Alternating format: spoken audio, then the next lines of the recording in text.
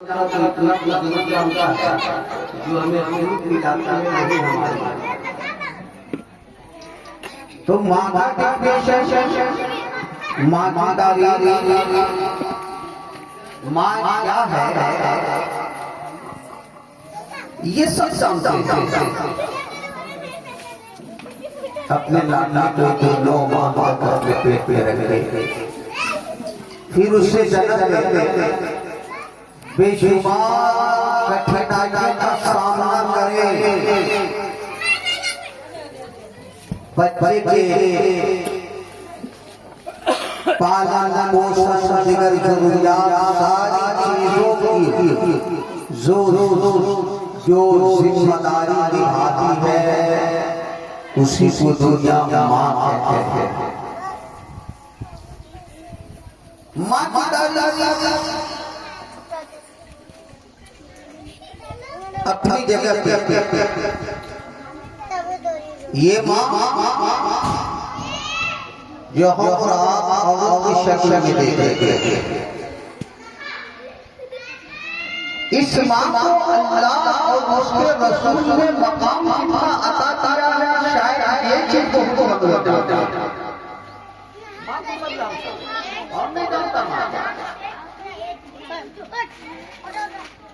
मकाम अल्लाह ने क्या अता किया है शायद इससे लोग बराबर नहीं है इसकी जानकारी कम रख रहे हैं और बसा होता है बहुत जान के बावजूद जो लड़का बदमाशी करता है इसका मतलब ये है इसका स्पीच नहीं करा तो माँ का मकाम अल्लाह ने बहुत ऊंचा किया इसीलिए बयान किया जाता है वालिदैन एहसाना अपने माँ बाप के साथ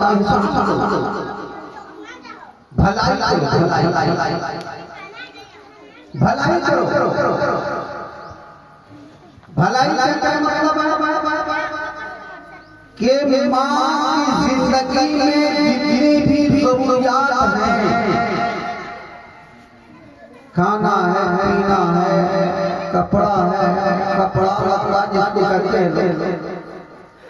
इन सारी जरूरियात बसाओ अगर बेटा जरूर महसूस करे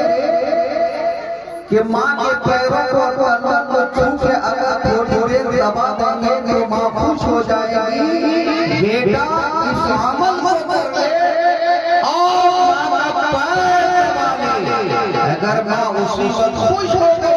और दिल बेटे के ताल्लुक से अगर निकल गई तो रसूलुल्लाह इरशाद फरमाते हैं कि माँ जो दुआ के लिए हाथ उठाती है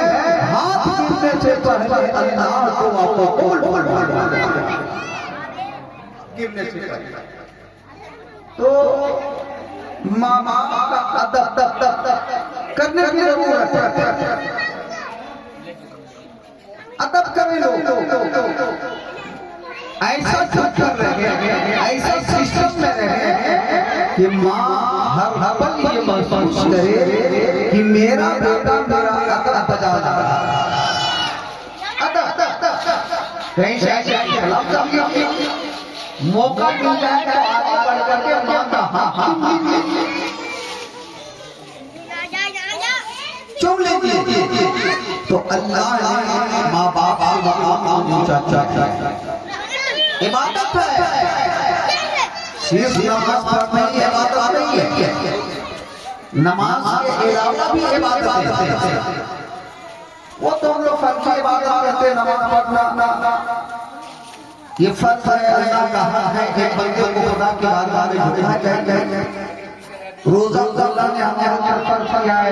अल्लाह के हुक्म को मानना चाहिए इसके अलावा भी हम इबादतें हैं दुनिया में अब रास्ते से उठा करके पत्थर उठा करके शायद करेंगे तो अल्लाह अल्लाह रसूल कहता है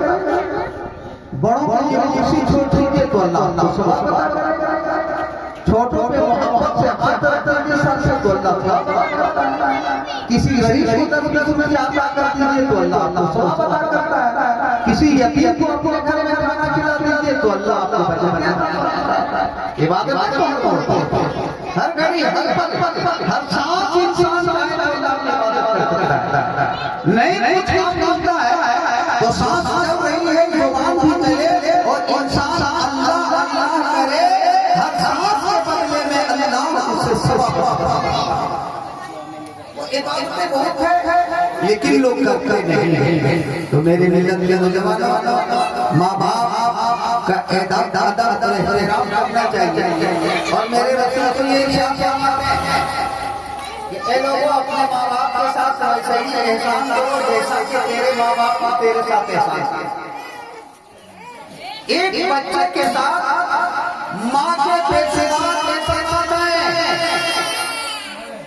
बेशुमार, अगर माँ चाहे तो एक बेटे को अगर बेकार होने पे छोड़ दे तो बेटा बेकार होगा।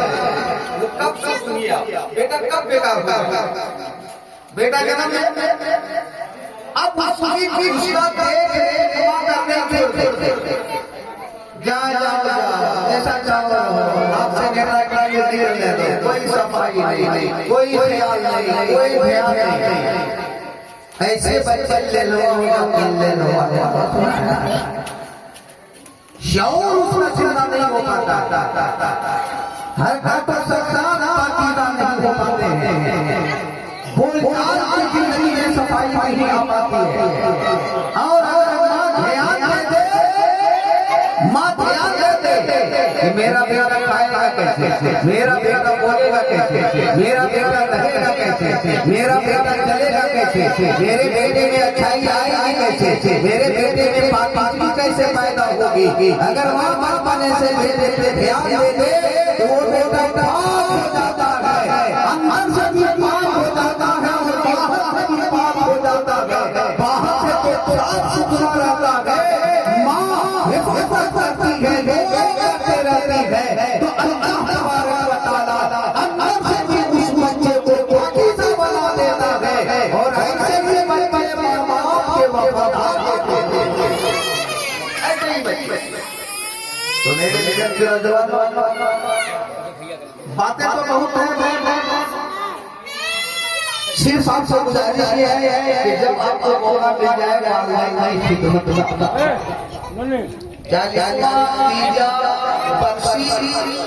तो करना ही है।